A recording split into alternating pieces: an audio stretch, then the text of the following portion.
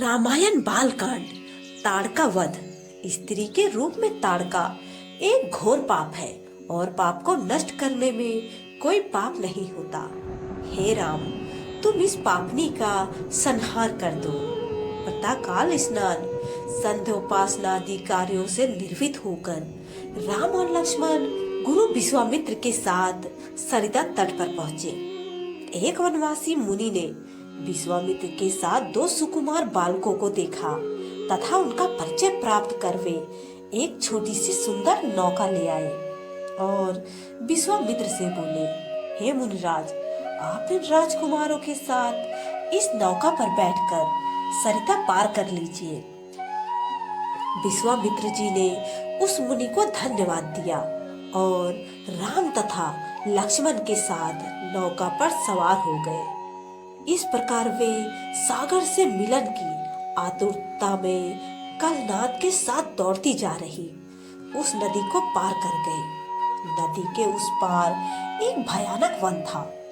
उस वन को देखकर राम बोले, गुरुदेव, यह वन तो बड़ा भयंकर है।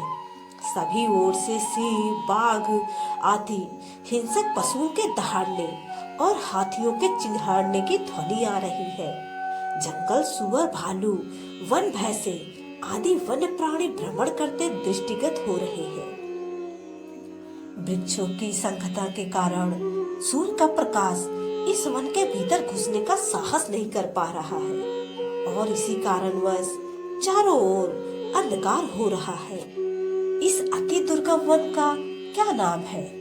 राम के इस प्रश्न का उत्तर विश्वामित्र ने इस प्रकार दिया, हे राघव, पूर्व काल में इस स्थान में वन न होकर मलदा और करूप नाम के दो बड़े समृद्ध राज्य हुआ करते थे। दोनों ही राज्य ऊंची ऊंची अट्टिलिकाओं, वीथिकाओं तथा सुंदर पथों से सुशोभित थे तथा धन धान्य और समृद्धि से परिपूर्ण थे। दूर दूर के व्यापारी यहाँ पर व्यापार करने आया करते थे, किंतु ताड़का नामक एक यक्ष कन्या ने उन दोनों राज्यों का विनाश कर दिया। ऋषि विश्वामित्र ने आगे बताया, ताड़का कोई साधारण स्त्री न होकर सुंद नाम के राक्षस की पत्नी और मरीच नामक राक्षस की माता है। उसके शरीर में 1000 हाथियों के बराबर बल है और वह अत्यंत पराक्रमी और शक्तिशाली है। इस प्रदेश को नष्ट करने के पश्चात ताड़का ने अपने पुत्र मरीच के साथ मिलकर यहाँ के समस्त निवासियों को मारकर खा डाला। अब उनके भय से यहाँ 2-2 कोस दूर तक किसी मनुष्य की परछाई भी नहीं दिखाई देती। भूलवश यदि कोई यहाँ आ भी जाए तो जीवित नहीं लौट पाता। उसी ताड़का का संहार करने के लिए ही मैं तुम्हें यहाँ लाया हूँ। राम ने आश्चर्य से पूछा, गुरुदेव, स्त्रियां तो कोमल और दुर्बल होती है, फिर ताड़का में 1000 हाथियों का बल कैसे आ गया? ऐसा प्रतीत होता है कि अवश्य कुछ न कुछ रहस्य है। विश्वामित्र बोले, बस तुम्हारा कथन सत्य है और वास्तव में इसके पीछे एक रहस्य है। सुकेतु नाम का एक अत्यंत बलवान यक्ष था। वह संतानहीन था। अब संतान प्राप्ति के उद्देश्य से उसने ब्रह्मा जी की कठोर तपस्या की। उसकी तपस्या से प्रसन्न होकर ब्रह्मा जी ने उसे संतान होने का वरदान दे दिया। परिणाम स्वरूप ताड़का का जन्म हुआ। सुकेतु के द्वारा ताड़का के अत्यंत बली होने का वर मांगने पर ब्रह्मा जी ने उसके शरीर में 1000 हाथियों का बल दे दिया। विवाह योग्य आयु होने पर सुकेतु ने ताड़का का विवाह सुंद नामक राक्षस से कर दिया और उसे मरीच नाम का जन्म हुआ। मरीच भी अपनी माता के समान बलवान और पराक्रमी था। वह सुंद राक्षस का पुत्र होकर भी स्वयं राक्षस नहीं था, किंतु बालकाल में वह बहुत उपद्रवी था। ऋषि मुनियों को अकारण कष्ट दिया करता था। उसके उपद्रव से त्रस्त होकर एक दिन अगस्त मुनि ने उसे राक्षस हो जाने का श्राप दे दिया। अपने पुत्र के राक्षस गति का प्राप्त हो जाने के से सुंद अत्यंत क्रोधित हो गया और अगस्त ऋषि को मारने दौड़ा। इस पर अगस्त ऋषि ने शाप देकर सुंद को तत्काल भस्म कर दिया। अपने पति की मृत्यु का बदला लेने के लिए ताड़का भी अगस्त ऋषि पर झपटी। इस पर अगस्त ऋषि ने शाप देकर ताड़का के सौंदर्य को नष्ट कर दिया और वह अत्यंत कुरूप हो गई। अपनी कुरूपता को देखकर और अपने पति की मृत्यु का बदला लेने के लिए ताड़का ने अगस्त मुनि के आश्रम को नष्ट करने का संकल्प किया है।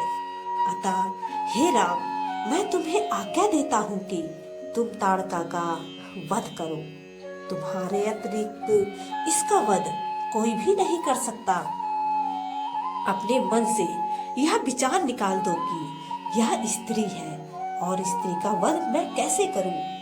स्त्री के रूप में यह एक घोर पाप है और पाप को नष्ट करने में कोई पाप नहीं होता।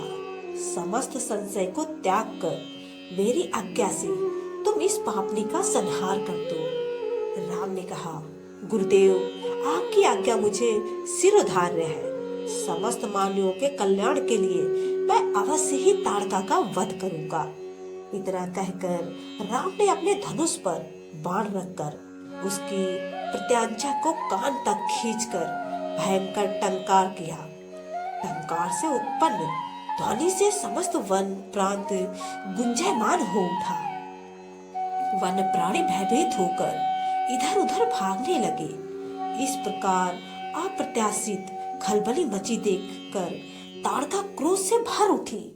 धनुष ताने राम को देखते ही इस विचार से कि कोई अपरिचित कुमार उसके साम्राज्य पर आधिपत्य करना चाहता है, वह क्रोध से पागल हो गई। राम पर आक्रमण करने के लिए वह तीव्र गति से उन पर झपटी।